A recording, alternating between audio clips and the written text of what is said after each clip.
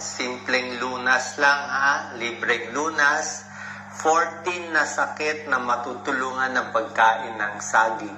Ano ba mangyayari kung kakain ka ng saging araw-araw? Pinakamaganda nga mga 2 saging everyday. Itong mga 14 na sakit na to, magugulat kayo na may benepisyo ang pagkain ng saging. Hindi ko po sinasabi miracle cure. Hindi ko sinasabi na pag kumain ka ng saging, gagaling ka na agad. Pero actually, kung mild lang ang sakit mo, yung hindi ganun kalala, saging lang, tubig, pwede na eh. Yung mga home remedies, pwede na. Kasi kung hindi naman malala yung sakit, ayoko na masyado bigyan ng gamot. Diba? Parang sa hyperacidity, bibigyan mo ng gamot. Hindi naman pwede yung gamot na 1 buwan iinumin eh. Usually, 1 week mo lang iinumin, tapos wala ka nang gagawin. Diba? Like may nervous ka, hindi ka makatulog, hindi ka naman pwede inom ng sleeping pills. So itong saging na to, pwede mo araw-arawin habang buhay, walang masama. Diba? Kung makukuha na ng healthy foods, why not? Okay? Anong klaseng saging? Pwede lahat. Ako mas gusto ko lakatan. Okay? Lakatan kasi, mas madilaw-dilaw konti, maasim-asim, may vitamin C ang lakatan. Konti. Latundan, mas mura, okay na rin naman latundan kung mas mura, kung yun ang tanim nyo. Saba, pwede naman saba, lulutuin mo lang. Pero sinasabi ko, mas gusto ko itong saba, lakatan, latundan, imbis na banana Q. Ibang usapan ng turon, banana Q. Masarap ang turon, banana Q. Pero paminsan-minsan lang, di ba? Pwede naman, pag healthy ka. Pero kung diabetic ka, matamis eh. Favorite ko turon. Okay? Ang saging, gano'ng karaming calories? Mga 90 calories. Isang medyo malaki, kanyang kalaki. Marami siya, kompleto siya sa vitamins. Vitamin A, vitamin B, vitamin C, konti. May calcium, may iron, konti. Pero pinakamagandang may potassium siya. Ang taas ng potassium ng saging, 360 milligrams.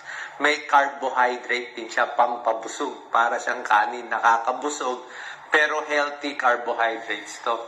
Okay? May nakilala nga ako dating taxi driver. Yung saging niya, 10 kinakain niya araw-araw.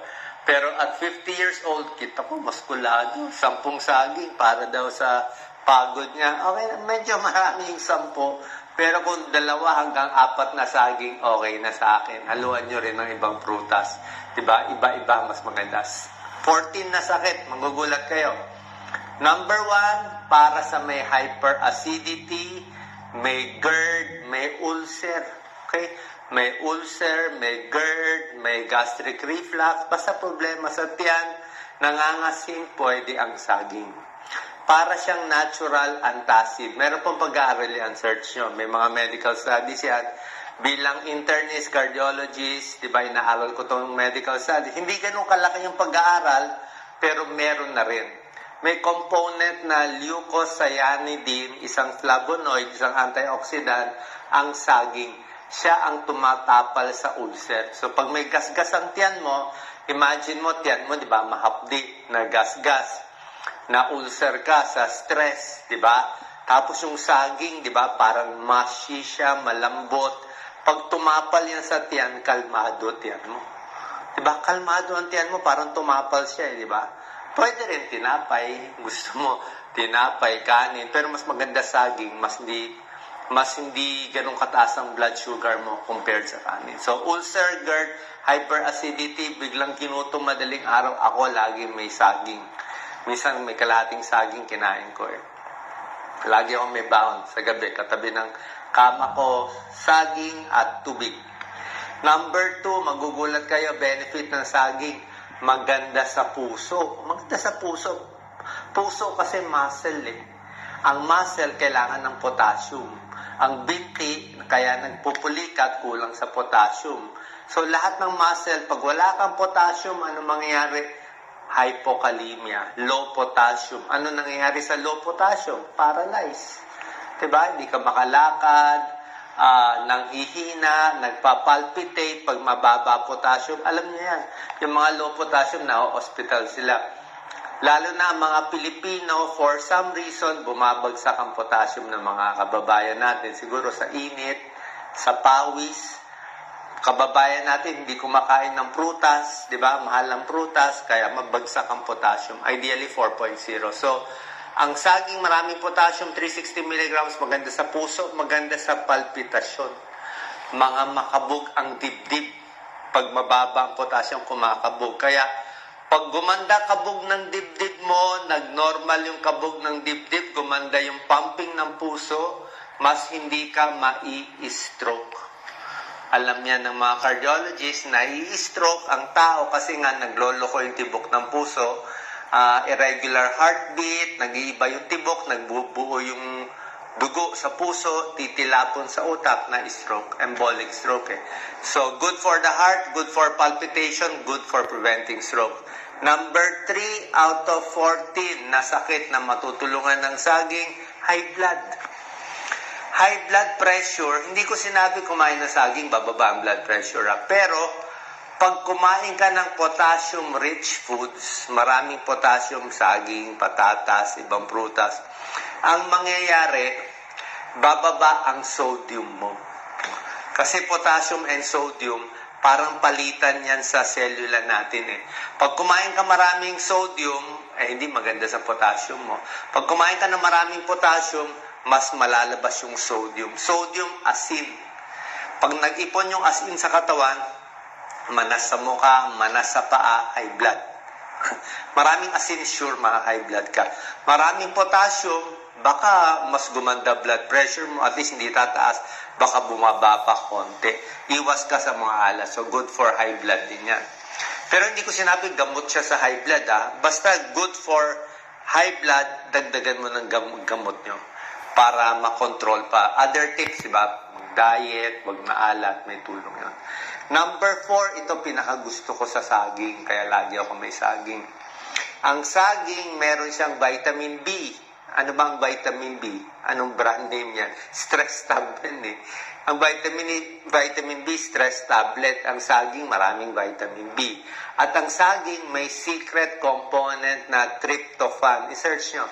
Saging may tryptophan. Ang tryptophan, pag kinain natin, magiging serotonin. Serotonin yung antidepressant. So yung saging, natural antidepressant, nervyos, stress, anxiety, di makatulog. Anong katapat yan? Saging lang. May pag-aaral nga, may isang libro kami nabili para sa mga batang ayaw pumasok sa school. Ano ang turo ng psychologist? Pakainin ng saging 30 minutes bago pumasok sa school. Nakakakalma ang saging. Siguro, mas busog ka, mas hindi kukulo ang tiyan, relaxing, may tryptophan, nagiging serotonin. Number 5, yun na nga, number 4, stress, anti-anxiety, depression, palpitation, may tulong din. So, mabot na pala tayo. Number 7 na pala. Kasi iniba ko stress, anxiety, depression. Count as 1. Number 7, insomnia. Pag hindi makatulog, pwedeng chamomile tea, pwedeng hot water, tsaka saging, pamparelax. Number 8, ito pinakamaganda sa saging. Tingnan nyo yung mga basketball player. Anong kakainin nila? Tingnan mo yung mga tennis player. Ano ang baon nila sa bag? Saging. Kasi saging pang-energy, pang-atleta, pang-runner, pang-tennis player, pag nahihilo na, kain ng saging. Pang-construction worker, napapawisan sa araw, saging. Bago ma-heat stroke sa init, inom ng maraming tubig, saging. Kasi pawis lalabas yung potassium mo rin yun. Sodium, potassium lumalabas. So, ang saging, pampabusog, and may energy ka. Meron kang carbohydrates. Diba? May energy. Mas busog ka. So, sa mga pagod, maganda saging. Number 9, pwede naman sa diabetes ang saging. Okay? Hindi siya super ganda, hindi siya super sama, nasa gitna siya So, yung saging, basta 1-2 saging sa isang araw, walang problema sa diabetic. Wag lang yung sobrang tamis na saging, yung nangingitim na, wag lang banana Q, wag lang turon na matamis, o yung saba na minatamis na maraming gatas, bawal sa diabetes. Pero kung saging lang mismo, pwede sa diabetes. Medium glycemic index. Number 10, ito may medical studies to. Actually, kung babasahin ko pa para sa inyo. Reduces childhood asthma. May European study, ito sinulat ko itong libro. May European study, 2,640 school children, mas hindi nagkahika. European Respiratory Journal na published to. So good for childhood asthma, prevents leukemia na published sa American Journal of Epidemiology. Nakita na yung bata, mas hindi nagkaka-leukemia, mas hindi nagkakahika kung may saging. Mansanas, maganda rin. Number 11, ito pinakamaganda. Japanese banana diet, di ba? Weight loss, pampapayat, saging. Di ba? Ako nga, hirap mag-diet eh. Kung, di ba? Kung, siyempre, konti kakainin mong kanin, konting ulam, hilo-hilo ka na, saging na lang pangsapal mo sa tiyan. Di ba? Ang Japanese banana diet, saging lang kinakain nila sa umaga. Ang breakfast nila, saging, 2 hanggang 4 na saging, tsaka maraming tubig. Yun lang ang breakfast. Yung lunch, normal. Dinner, mas konti. So, pwede pang weight loss. May nabasa nga ako eh. May nabasa ko dati isang trainer. Pumayat ata siya ng 20-30 pounds eh. Saging lang kinain niya. Number 12, leg cramps, pulikat. Diba? Bakit tayo pinupulikat? Pwedeng bagsak ang potassium. So, saging. Pwedeng dehydrated, tubig. Pwedeng masakit ang paa mo, kailangan massage, pero saging may tulong din yan. Number 13, sa nagtatae. Ano ba binibigay sa nagtatae? Brat diet, B-R-A-T. Ano ang brat diet? Recommended sa buong mundo. Recommended lahat ng doctors. Ang brat diet sa nagtatae ay B is for banana, saging. R is for rice sa nagtatae. A, apple. T is toast bread. Brat diet. Sabi ng iba, Doc, tumitigas ang dumi ko sa saging. Actually, hindi naman dapat eh. Diba? Saging, nakaka-form ng dumi, pero hindi siya talaga ganun katigas kasi may carbohydrates, may fiber din naman siya konti. Tsaka hindi lang naman saging kakainin mo, haluan mo ng mansanas, haluan mo ng ibang prutas, may grapes, may pakwan, may orange ka. Hindi lang naman saging yan eh. Kaya hindi ka naman dapat mag-constipate. At number 14, ang saging, bagay na bagay sa mga babae for PMS, premenstrual syndrome, yung masakit ang puson, malapit na reglahin. Yung mga mood swings, di ba? Mainit ang ulo ng kababaihan pag malapit na magregla o nagme-menopause na, meron tong vitamin B6. So nakita nyo, ang daming benefits ng saging, itong 14 na nilista ko, ito talaga swak to sa saging. Yung ibang sakit, pwede rin naman. Hindi siya nakakasama doon. Gano'ng karaming saging sa computation ko, 2 bananas a day, sabi ko nga, keeps the doctor away. Ang